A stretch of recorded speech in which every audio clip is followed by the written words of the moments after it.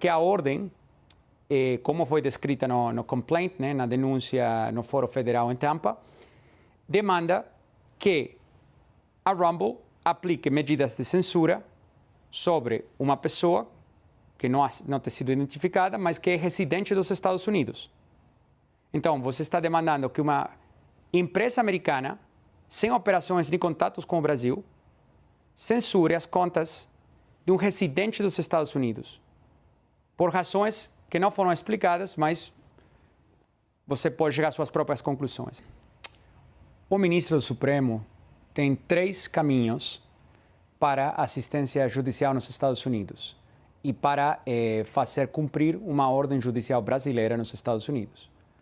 Tem um tratado de assistência legal mútua entre o Brasil e os Estados Unidos, feito desde o ano 2001, se não me engano, no qual a Autoridade Central Brasileira, o Ministério da Justiça, o STF encaminha o mandado para o Ministério da Justiça em Brasília, o Ministério da Justiça encaminha o mandado para o Departamento de Justiça em Washington, é recebido por uma unidade especializada que recebe MLATs, né, pedidos de assistência do mundo inteiro, encaminha, se cumpre com as leis dos Estados Unidos, o pedido é só encaminhado para o distrito correspondente, nesse caso Tampa, e aí pode ser servida e feita cumprir a ordem judicial.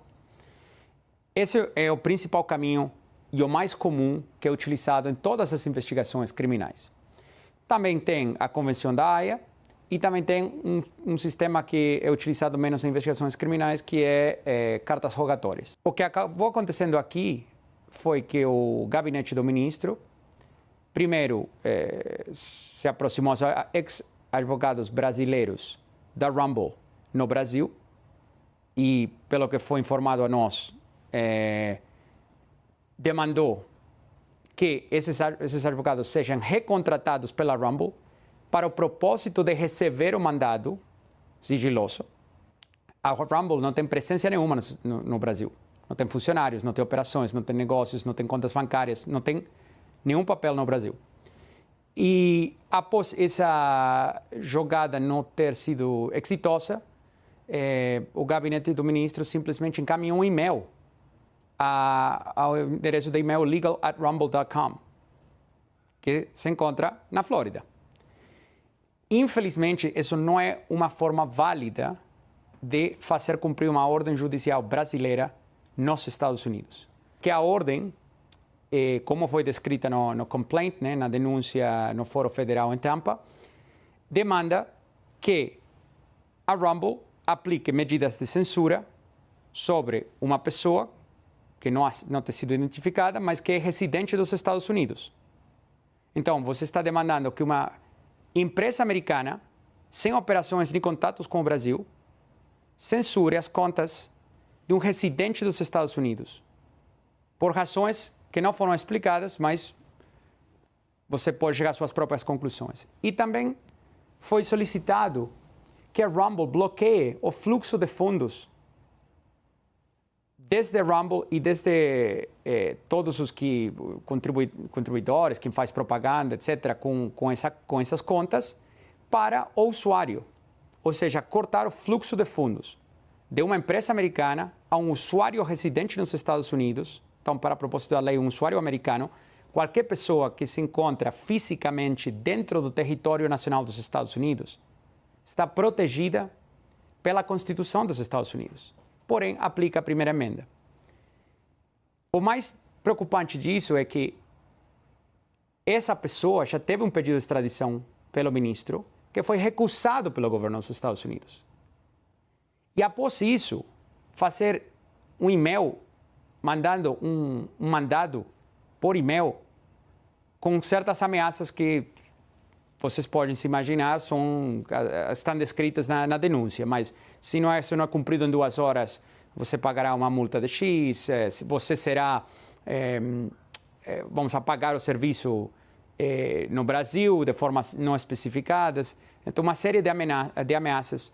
Se esses mandados tivessem sido feitos pelo MLAT, também é extremamente provável, quase certeza absoluta, que teriam sido recusados pelo governo dos Estados Unidos.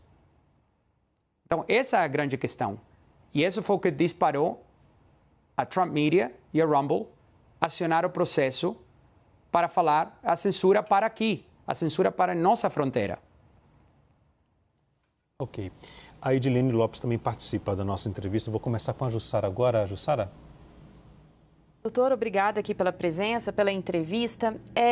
Chama muita atenção que essa ação ela foi apresentada logo depois que a Procuradoria-Geral da República apresentou a denúncia contra o ex-presidente Jair Bolsonaro e outras 33 pessoas aqui no Brasil.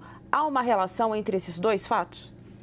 Zora, sabe o que chama mais atenção para mim? Que os rumores sobre a denúncia do ex-presidente Bolsonaro era que ia ser apresentada na sexta-feira dessa semana. Então, eu te faço uma pergunta. Por que foi adiantada?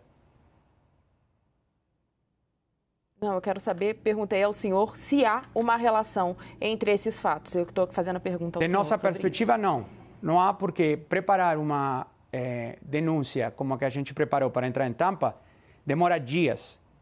E como vocês devem saber de outros casos, os prazos que impor as ordens do ministro são extremadamente apertados.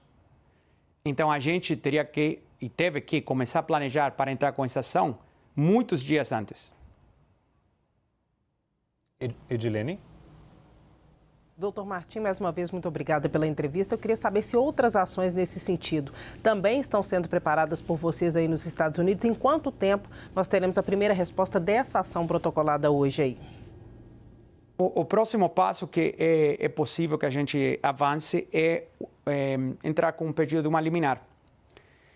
Porque as ordens ameaçam com o seguinte, ameaçam com que você tem certo prazo ou vai forçar um shutdown, né, apagar o serviço. Agora, tem acontecido no passado que quando apagar um serviço é forçado através de terceiros, né, não, obviamente não voluntariamente pela Rumble, isso pode desestabilizar a plataforma de uma forma global, o qual pode levar a problemas para Truth Social e Trump Media e outros, aos quais a Rumble presta serviço. Né? Doutor Martim, perdão interrompê-lo, a liminar se refere a quê? A liminar se refere a que nenhuma empresa nos Estados Unidos que seja intimada a cumprir com ordens judiciais que não vão pelos 3 canais que eu expliquei, sejam proibidas de cumprir com as ordens do ministro se são empresas nos Estados Unidos. Okay. E também pedindo que a Corte americana declare que a Rumble não precisa cumprir com essa ordem, com esse mandado do ministro. Essa liminar deve ser apresentada quando? Essa liminar vai ser apresentada quando? Pergunta da Edilene. Em breve. Não posso, não quero me adiantar, mas será apresentada em breve. Agora, doutor Martim, já aconteceu lá atrás algum caso semelhante nos Estados Unidos de um ministro, um juiz de um outro país determinar uma ordem nos Estados Unidos? Esse caso já aconteceu lá atrás ou é a primeira vez? Isso é até uma forma de fazer com que a justiça norte-americana consiga entender qual será o passo, quais serão os passos num caso como esse, é isso? Um norte para a justiça agir daqui para frente em outros processos envolvendo outros países? É uma pergunta muito interessante. A gente não achou precedentes de uma situação similar. Então, na história dos Estados Unidos recente, que a gente pôde identificar até agora, não identificamos nenhum outro caso no qual um ministro ou um juiz estrangeiro encaminha mandados diretamente a empresas americanas sem cumprir com os canais oficiais para que as autoridades americanas deem o consentimento àqueles mandados. Não conhecemos outro caso assim.